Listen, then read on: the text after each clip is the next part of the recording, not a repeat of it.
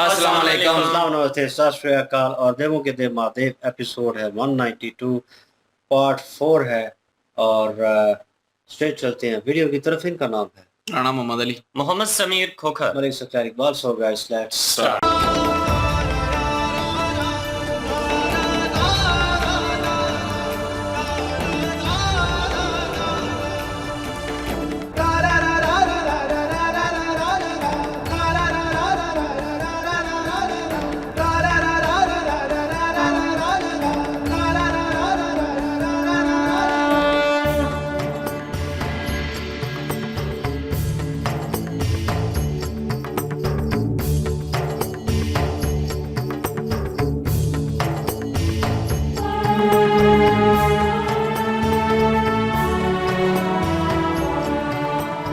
तारं रत्नदातमां षष्ठाञ्जलि समुदपन्नं विधिकार्यसंयुताम्।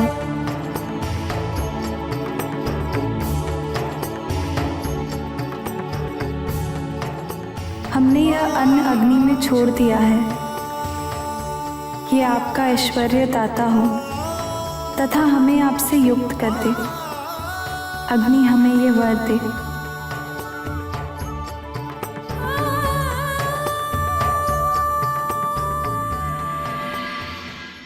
अब पाणी ग्रहण संस्कार आरंभ कीजिए।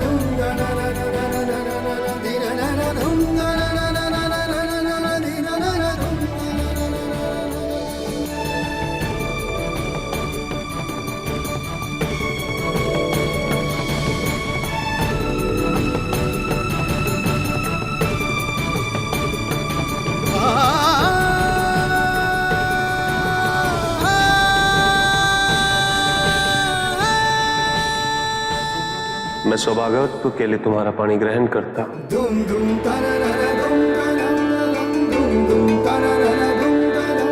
तुम मेरे साथ दीर्घायु, भग, विष्णु, सविता, इन सब देवताओं ने तुम्हें मुझे सौंपा है, जिससे हम अपने घर पर शासन कर सकें। आओ हम दोनों विवाह करें, अपनी शक्ति को एक करें। हमें दीर्घ आयु पुत्रों की प्राप्ति,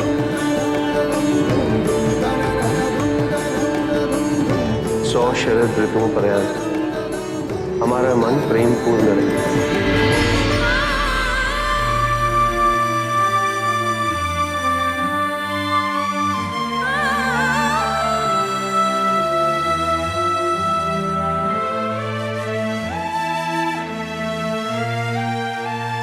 अब आप दोनों को शिलारोहण की रीति पूर्ण करनी है।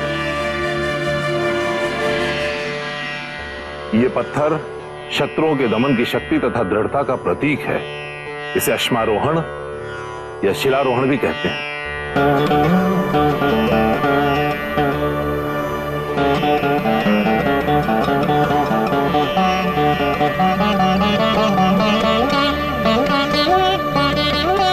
इस पत्थर पर तुम आरुद्ध हो, पत्थर के समान स्थिर हो। तुम शत्रुवत आचरण करने वालों को अपने पैरों से रौंद डालो, अपने शत्रुओं को पराजय दो।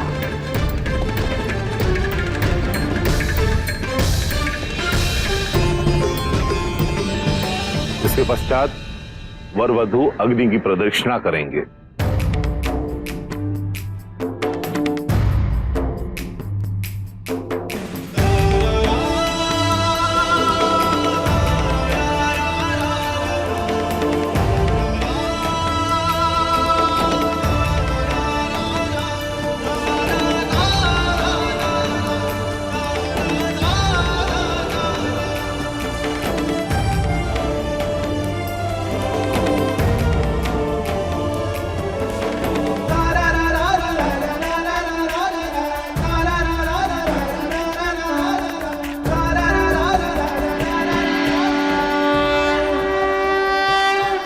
वर और वधू 7 फेरों के लिए खड़े हो जाएं।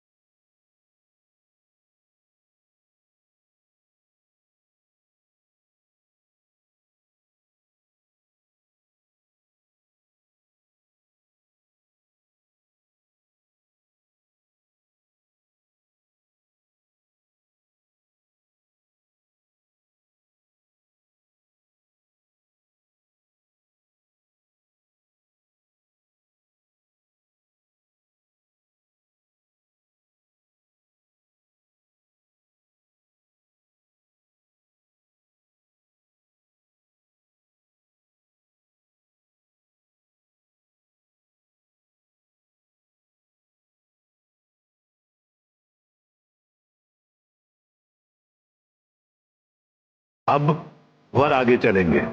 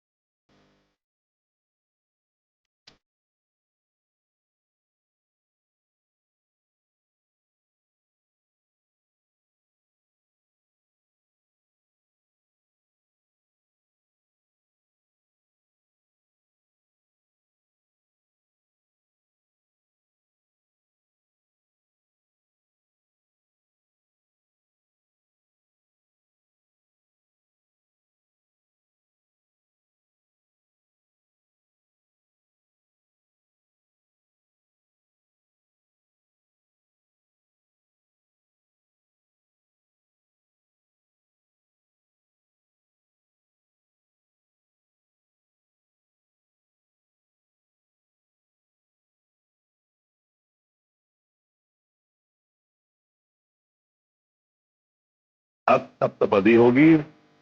सप्तपदी की प्रक्रिया में वधू प्रत्येक पद के साथ 7 भावनाओं और प्रतिज्ञाओं को पूर्ण करने का वचन देगी। उसके बदले में वर भी उसे वचन देगा।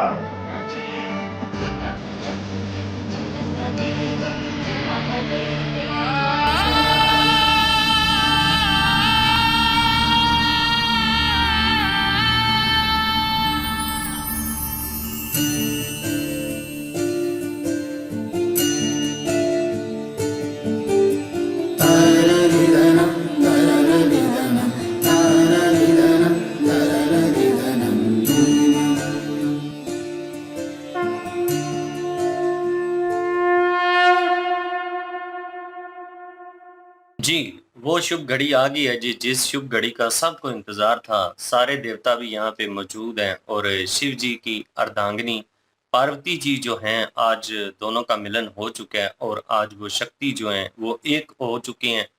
शरीर 2 थे लेकिन उनकी जो आत्मिक एक रिश्ता था वो तो एक ही था। तो आज जो पार्वती जी से उनका मिलन हुआ है, इस खूबसूरत लम्हे को सारे लोग जो हैं वो इस खुशी को देखने के लिए बड़ा अरसे से इंतजार कर रहे थे। आज उनकी वो इंतजार की घड़ियां खत्म हुई हैं।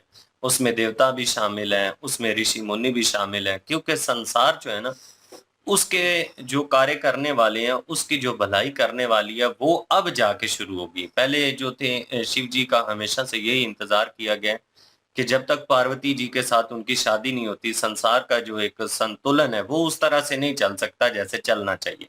अब असुर जो हैं, उनका भी कार्य जो है वो समाप्त हो जाएगा, क्योंकि इन दोनों के मिलने के बाद ही उनका कार्य भी शुरू होना था। यहाँ पे ऋषि हैं, जो कि वधू पक्ष की तरफ से हैं, वो सारी रीतो-रिवाज इनको समझा रहे हैं और साथ-साथ स्टेप बाय स्टेप बता रहे हैं कि आपने क्या-क्या करना है। 7 फेरों वाला फिर उन्होंने बताया। उसके बाद पार्वती जी से और शिव जी से उन्होंने वो जो शिला है, वो जो पत्थर है, उसको पाँव टच करना था, वो उन्होंने बताया। वहाँ पे शिव जी ने फिर पार्वती जी से कहा कि ऐसे ही आप दुश्मनों के लिए विनाश का कारण बनेंगी और जो शत्रु होंगे उनको ऐसे ही आप पाँव के नीचे रौंदेंगी। जो अधर्मी लोग होंगे उनकी बात यहाँ पे की गई है। उसके बाद 7 फेरे लिए गए हैं और 7 फेरे लेने के बाद अब टाइम आ गया उस वचन का, जो एक महिला जो है वो अपने पति को देती हैं और एक जो पति हैं वो अपनी जो वधू होती हैं, अपनी जो पत्नी होती हैं, उनको देते हैं।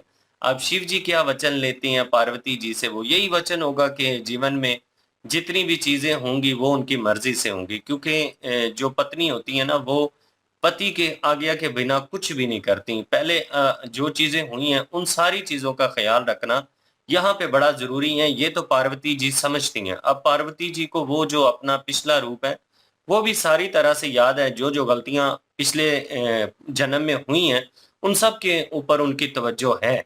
और जिस तरह से सती जी ने वचन दिया था शिव जी को और शादी के बाद वो वचन जो है उसके ऊपर पूरी तरह से अमल नहीं कर सकी, इसलिए पार्वती जी जो है ना, वो इन सारी चीज़ों का ख़्याल ज़रूर रखेंगी। बिल्कुल जी, और शादी की रस्मात चल रही हैं और यही चीज़ें जो हैं क्या बीच में मेंशन कर रहा था मैं, और मुझे आई डोंट नो उस चीज़ का प्रॉपर में पता नहीं।